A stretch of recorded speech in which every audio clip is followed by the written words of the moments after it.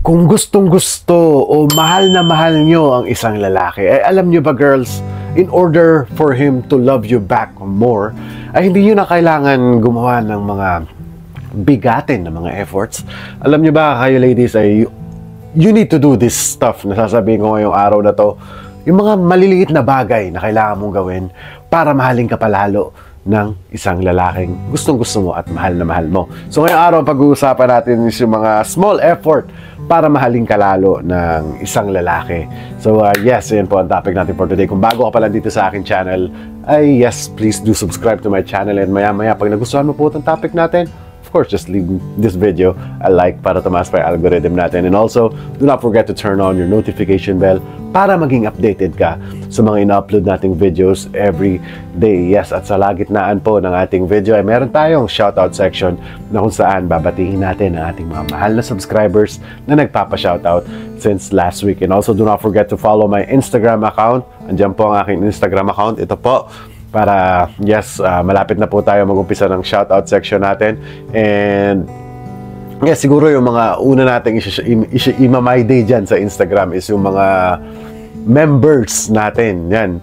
Pag may nakita kayo yung join button, sumali po kayo sa team natin dito sa sa YouTube. Okay, sali po kayo. May mga perks at may mga VIP treatment po kayo matatanggap galing po sa akin. And also, yes, sa Instagram nga po, i-follow nyo yung Instagram account ko para makita nyo rin yung personal life ko as an OFW dito sa bansang South Korea. So without no more further ado, let's go to our main topic for today.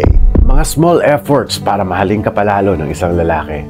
Number one, all you have to do is do the quick text response. Yes, in this modern age, texting na ang pinaka-main source of communication ng mga magjojowa ngayon. So, alam niyo ba girls, kami mga lalaki is napakababaw lang talaga ng kaligayahan namin. Na pag nireplyan nyo lang kami na mabilis, kasi most guys, ito yung reklamo sa mga babae nila. Kaya hindi sila nagiging masaya. Tagal mag-reply ng mga jowa nila, mga girlfriend nila, tatagal mag-response. So, kung gustong-gusto mo naman yung lalaki na yan, or kung mahal na mahal mo yung lalaki na yan, and kung gusto mo rin na mahalin ka niya lalo, is all you have to do is just text him quickly. Mag-reply ka na mabilis sa kanya. And trust me, ganyan kababaw ang kaligayahan ng lalaki na yan. Pag napaligaya mo yan, automatically, mamahalin ka palalo ng lalaki na yan kapag nireplyan mo siya ng napakabilis. Another small efforts para mahalin ka palalo ng isang lalaki is all you have to do is show your excitement on him. Especially kapag magkalayo kayo or hindi pa kayo magkasama na dalawa. Diba? As I said, kung mahal na mahal mo nga naman yung lalaki na yan at nararamdaman mo rin na mahal ka niya, pero gusto mo pang i-upgrade na mahalin ka pa niya ng sobra-sobra, is you gotta show excitement kada makikita mo siya. Kasi showing some excitement to a man is not only na pinapakita mo na mahal mo siya, but you are admiring that guy so much. Okay? Ina-admire mo siya on some other ways na merong mga translation sa utak ng lalaki na pag naramdaman nila na excited ka, tumataas din yung ego nila. At kung ikaw yung magiging reason ng pagtaas ng ego nila, ay trust me, mamahalin at mamahalin ka ng lalaki na yan, ikikip ka niya. Diba? Ikikip ka niya hanggat hindi ka pa sumusuko. Mag-i-stay yan sa'yo at mamahalin ka pa niyan lalo. So all you have to do is just show some excitement, especially kapag nakikita kayo, lalo-lalo na kung mga once a week lang kayo nakikita or something like that. All you have to do is just show excitement every time na makikita kayo ng lalaki na yan. Before we move on sa ating next topic, ay babatiin muna natin ang ating mga mahal na subscribers na nagpapa-shoutout since last week na sina Adeline Kitor Kapada, hello po, nagbabalik yan ha. Si Jocelyn Pelandras ng Saudi, hello po. Kay Mirna Basig ng Abu Dhabi, hello. Kay Leonida Punsalan Guevara, hello. Kay Marie Muhammad Ali, yan, nagbabalik sa shoutout section natin si Marie Muhammad Ali, hello po. Kay Barbara de los Reyes ng Malaysia, hello. Kay Emily Orsua, hello po. At kay AC ng Mandaluyong, maraming salamat po. At yes, kung gusto nyo rin pumapasama sa ating shoutout section, is all you have to do is just write the word shoutout. At kung ano man yung mga pinapabati nyo, kung sino man yung mga pinapabati ninyo, or any type of occasion, pwede po. And yes, kung may mga may mga nagbe-birthday ng jowa, or monthsary, anniversary, or kung gusto nyo lang din marinig yung pangalan nyo, pwede po. At kung mamimiss ko nga po yan, meron pa tayong Instagram account na kung saan doon ko kayo i-my day someday. Basta naka-follow ka sa Instagram at naka-subscribe ka dito sa YouTube. So, let's go back to our topic. Mga small effort para mahalin ka palalo ng isang lalaki. Up next is allowing him to protect you. Kasi girls, pag pinayagan nyo na protektahan kayo ng isang lalaki, lalong-lalo na yung isang lalaki is maraming ibabawal sa'yo yan. Kung lalong-lalo na kung mahal na mahal ka niya. Diba? Mahal na mahal ka niya. Maraming ibabawal talaga yan sa'yo. Lalong-lalo na kung yung threat dito is, diba, yung possibility na maagaw ka ng ibang lalaki sa kanya, pagbabawalan ka talaga niyan. So, in order for you na gusto mong mahalin ka palalo ng isang lalaki na yan is, payagan mo siya na protektahan ka niya. Like, sundin mo yung mga ayaw niya. Sundin mo yung mga sinasabi niya sa'yo na pinagbabawal niya sa'yo, sundin mo lang. And yes, mararamdaman ng lalaki na yan na masculine siya.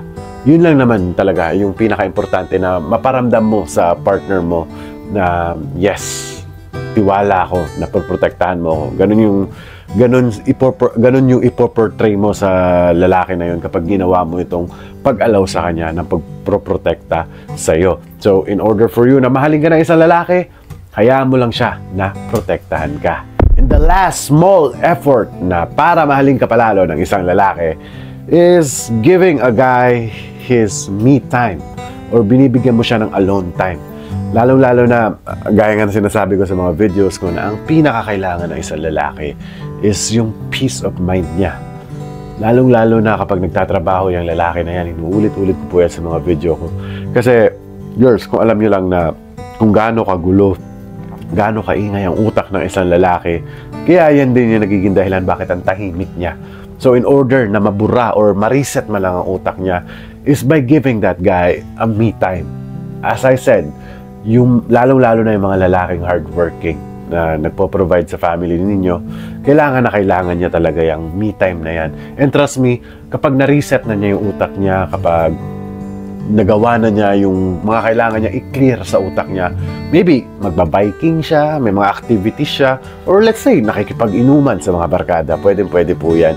At yes, kapag nakapag-reset siya, and he will realize some stuff na kailangan niya ma-realize or think about some stuff na nagawa niya, kung may mali man siya, he will reset his mind. And trust me, if he will realize that one after giving that guy a me time, ay mamahalin ka lalo ng lalaki na yan ng sobra-sobra. That is just a small effort by allowing him to give that guy his me time. So sana may natutunan na naman po kayo sa ating topic for today. At kung nagustuhan mo po ang ating topic, ay please leave this video a like. And also do not forget to turn on your notification bell para maging updated ka sa mga in-upload nating videos. At kung bago ka pa lang sa channel ko, please do subscribe to my channel. At yes, just keep writing down your comment para next week kayo naman yung mapapasama sa ating i-my day kita or i-shoutout kita dito sa aking YouTube. And also do not forget to follow my Instagram right here. Yan po ang aking Instagram account na para, yes, sabi ko nga, yung i-my day ko yung mga pangalan ninyo dyan someday. Kapag dumami na yung mga members natin na mag-join dito sa YouTube channel natin. And yes,